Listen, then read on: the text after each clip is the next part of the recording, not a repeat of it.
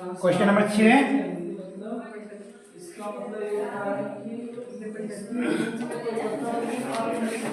चलो देखो 6, question number 6 है क्या?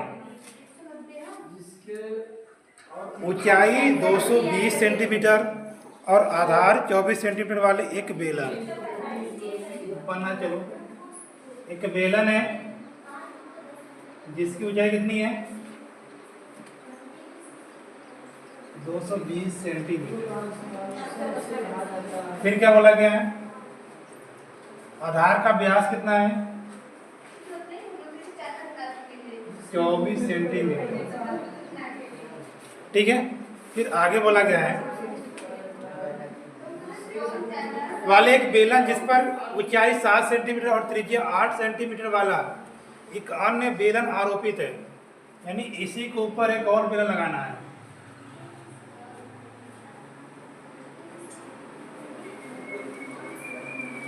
ठीक है। बेलन के ऊपर एक और बेलन है जिसकी ऊंचाई कितनी रखनी है? 60 सेंटीमीटर है और त्रिज्या कितनी रखनी है? यहाँ पर त्रिज्या रख देनी है आपको 8 सेंटीमीटर। 8 सेंटीमीटर वाला एक अन्य बेलन आरोपित है से लोहे का एक स्तंभ बना हुआ है। इस स्तंभ का द्रव्यमान ज्ञात कीजिए, जबकि दिया गया है कि 1 सेंटीमीटर क्यूब का द्रव्यमान है 8 ग्राम। आपको दिया गया है कि 1 सेंटीमीटर क्यूब बराबर है 8 ग्राम। ठीक है। तो आपसे पूछा गया है कि जो कुल शंकु है, ठीक है, ये कितने ग्राम का कितने किलोग्राम का होगा। ठीक है, ये आपको निकालना है। तो बताओ तो निकालना क्या है? सेंटीमीटर क्यूब किसका इकाई है? सेंटीमीटर क्यूब या मीटर क्यूब किसकी इकाई है? आयतन की। ठीक है, तो यानी आपको निकालना है इसका क्या निकालना है? आयतन। ठीक है। और इस पे कितने शंकु हैं? 2। एक बड़ा वाला है और एक ऊपर क्या है? छोटा। तो लिखना पूरे बेलन है, पूरे ठोस का आयतन। ठीक है। तो नीचे वाले बेलन का आयतन लिख लें। ऐसे लिख लो, बड़े बेलन का आयतन, बड़े बेलन का आयतन प्लस छोटे बेलन का। ठीक है। तो बेलन का आयतन कितना होता है? पाई आर स्क्वायर। पहले वाले के लिए R1 मान लीजिए और इसको ऊंचाई क्या मान लीजिए? H1। दूसरे वाले के लिए पाई R2 का स्क्वायर H2। ठीक है। दोनों में पाई दिख रहा है, कॉमन ले लीजिए। ठीक है। अपने यहाँ बच जाएगा R1 का स्क्वायर H1 प्लस R2 का स्क्वायर H2। तो नीचे वाली की व्यास कितनी है? 24। तो यहाँ पर R1 कितना बन जाएगा? ठीक है। यहाँ पर R2 बराबर दिया गया है 8 सेंटीमीटर। ठीक, इसको मान लीजिए H1 है, इसको क्या मान लीजिए? H2 है। ठीक है, तो रख दीजिए। पाई की वैल्यू बोला गया है 3.14 यूज करना है। R1 मतलब 12 का स्क्वायर, H1 मतलब 220, R2 मतलब 8 का स्क्वायर, H2 मतलब 7।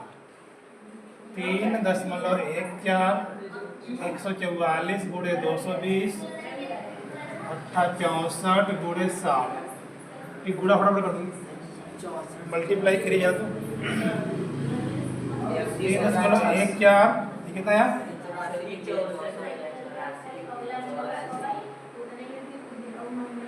64 है। ये मल्टीप्लाई कितना है? 31,680 31,680 प्लस 3,840 3,840 40। 3.14 इन सबको जोड़ दो तो 0, 8 4 12, 6 14, 15, 4 5, इतना आएगा। 35,520। ठीक है, अब इनका करना है गुणा। दशमलव उठाने का मतलब क्या है कि आप एक दशमलव चल जाएगा। अरे वैसे ही गुणा कर दो ना, बोल दो कितना है टोटल।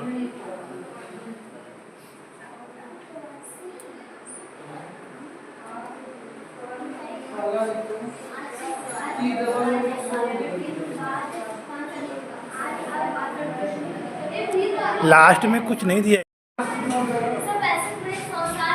ठीक है, अब इसका जब गुणा कराएंगे इनका तो ये बन के आएगा।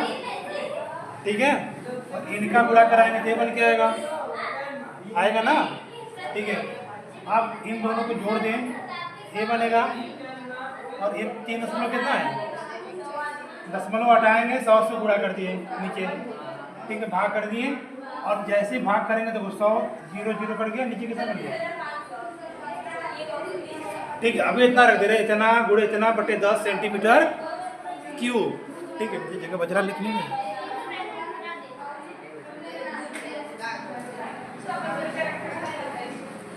ठीक, अब क्वेश्चन दिया गया है कि 1 सेंटीमीटर क्यूब का जो द्रव्यमान है वह कितना है, 8 ग्राम। ठीक है, हमको निकालना इतने का आयतन का द्रव्यमान 314 3552 बटे 10 सेंटीमीटर क्यूब का भार कितना जाएगा। तो 8 गुणे 314 गुणे 3552 बटा के 10 ग्राम। ठीक है, अब इसी किलोग्राम बदलना है तो क्या कर देना है, 100 से भाग कर देना। ठीक है, यहाँ पर लिख दे रहे हैं, बताओ कितना आएगा इनका मल्टीप्लाई करके। 79।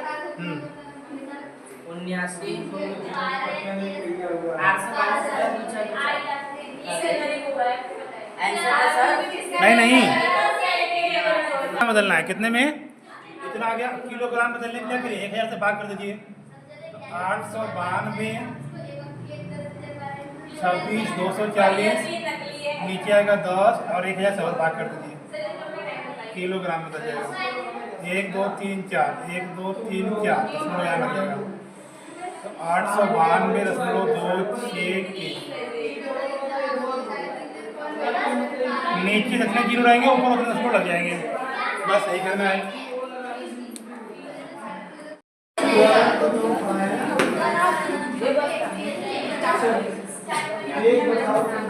Question number 7। ठीक है, 7वां क्वेश्चन क्या है देखिएगा। एक ठोस में ऊंचाई 120 सेंटीमीटर और त्रिज्या 60 सेंटीमीटर वाला एक शंकु सम्मिलित है। शंकु सम्मिलित जो 60 सेंटीमीटर त्रिज्या वाले एक अर्धगोले पर आरोपित है। इस ठोस को पानी में भरे हुए एक लंबवृत्तीय बेलन में इस प्रकार ढलाता है कि बेलन की तली को स्पर्श करे। यदि बेलन की त्रिज्या 60 सेंटीमीटर और ऊंचाई 180 सेंटीमीटर है तो बेलन के शेष बचे हुए पानी का आयतन ज्ञात करना।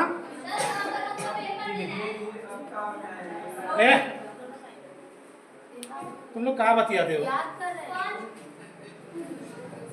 ऐसे करते मिलके।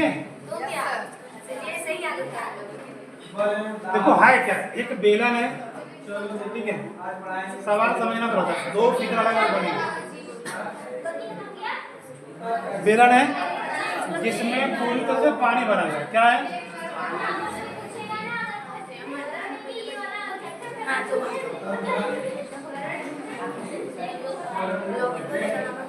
पानी भरा है। ठीक है, और इसके दूसरी तरफ एक क्या है, शंकु है। शंकु है और शंकु किस पे टिका हुआ है, अर्धगोले पर टिका हुआ है। कहाँ पर है? अर्धगोले पर। और इस पूरे फिगर को उठा के इस बेलन में डालना है। ठीक है, क्या करना है? डालना है। तो अगर पानी पूरी तरह भरी है, ठीक है, तो पानी कुछ न कुछ तो बाहर गिरेगी ना। ठीक है, तो वही पूछ रहा है कितना पानी बाहर गिरेगा और जो पानी बचेगा इसमें कितना पानी बचेगा। ठीक, वही निकालना है। एक सवाल किए थे गोली वाला, कंचा डालने पर, ठीक है, पानी का उसका 1/4 क्या हुआ था? बाहर हुआ था। ठीक है, कितने कंचे डाले गए थे? ये सवाल था ना। सेम सवाल ये भी है, जब इसको पूरी तरह इसमें डालेंगे तो ये क्या हो रही है? कुछ ऐसा फिगर बन जाएगा इसके अंदर।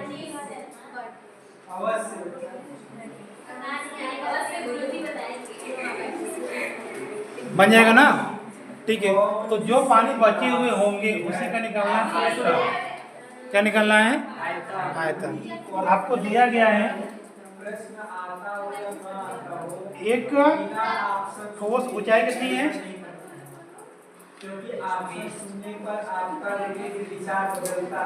ऊंचाई कितनी पहले की? 120 सेंटीमीटर है। किसकी है? शंकु की। त्रिज्या कितनी दी गई है? 60 सेंटीमीटर। ठीक है, और इसको एक बेलन में डालते हैं जिसकी कुल ऊंचाई कितनी है? 180 सेंटीमीटर। और इसकी भी त्रिज्या कितनी है? 60 सेंटीमीटर। ठीक है, यही है ना। देखो बस बेलन की ऊंचाई कितनी है लिख रहे हैं।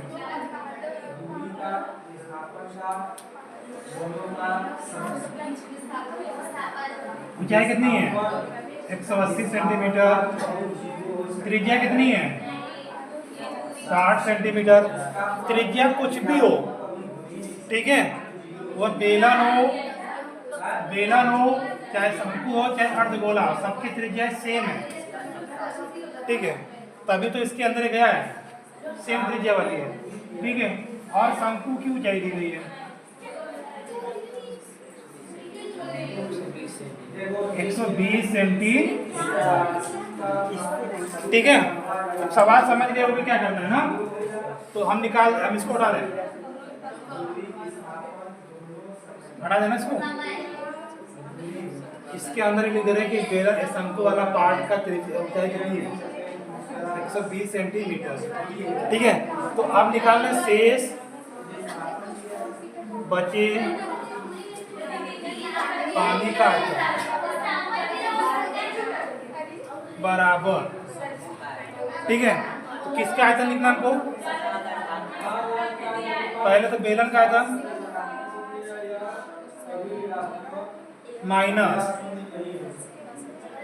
माइनस इसके अंदर क्या डालना है? अर्धगोला और शंकु। तो अर्धगोले का आयतन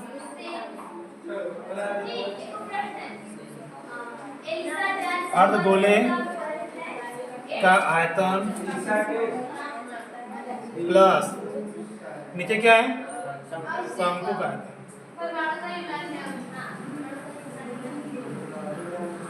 तो बेलन का आयतन कितना होगा? पाई r स्क्वायर, इसको h1 मान लें। ठीक है, माइनस अर्धगोले का आयतन कितना होता है? पाई r क्यूब। ठीक है, शंकु का आयतन कितना होता है? 1/3 पाई r स्क्वायर, या इसको h1 मान लें। ठीक है, अब देखो सब में पाई दिख रहा है ना, पाई कॉमन ले लो। ठीक है, तो यहाँ बच जाएगा r स्क्वायर। r का मतलब कितनी है? 60 का स्क्वायर। h1 कितना है? 180 माइनस 2/3 पाई बाहर निकल गया है। यहाँ पर r कितना है? 60 का क्यूब। अच्छा, एक ही और कॉमन ले सकते थे हम लोग, r स्क्वायर भी कॉमन ले लो, थोड़ा आसान हो जाएगा। पाई r स्क्वायर कॉमन ले लो, त्रिज्या सेम है, तो यहाँ पर केवल 180 बचेगा माइनस 2/3 r स्क्वायर निकल गया, केवल r बचेगा। r स्क्वायर निकल गया है प्लस 1/3 पाई भी निकल गया है। h की वैल्यू कितनी है इसके लिए? 120 है। सॉल्व कर लो, कितना बचेगा? 3 दूनी 6 20, 3 चौके 12, 180 माइनस 40 प्लस है कितना जाएगा 40, इधर जाएगा पाई आर स्क्वायर, ठीक है। तो 22/7 आर का मान 60 गुणे 60 कर लो, इधर जोड़ने कितना आएगा 80, 80 कितने में से घटेगा 180 में से कितना बच जाएगा 100, तो डायरेक्ट 100 लिखते गुणे, ठीक है।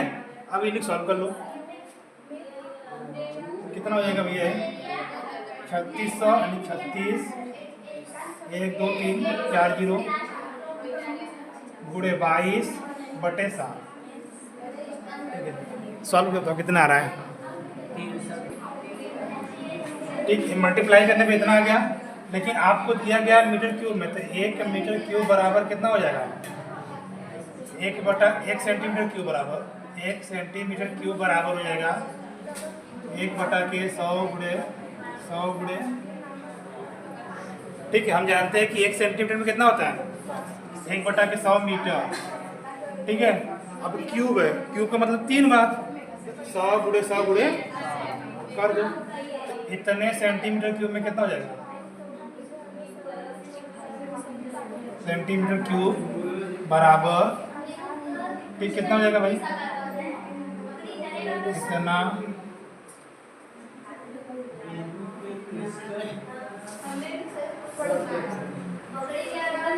7 9 2 1 2 3 4 बट्टे 7 गुणे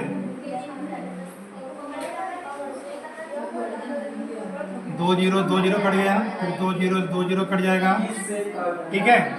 दशमलव पहुंच जाएगा यहाँ पर 7.92 बटे कितना बच गया 7, भाग देंगे 7 एकम 7, फिर यहाँ कितना बचेगा 7 एकम 7, ठीक है। बच जाएगा 2 22 7 के 21 मीटर क्यूब, ठीक है। अगर मीटर क्यूब में निकालेंगे तो ए, अगर सेंटीमीटर क्यूब में निकालेंगे तो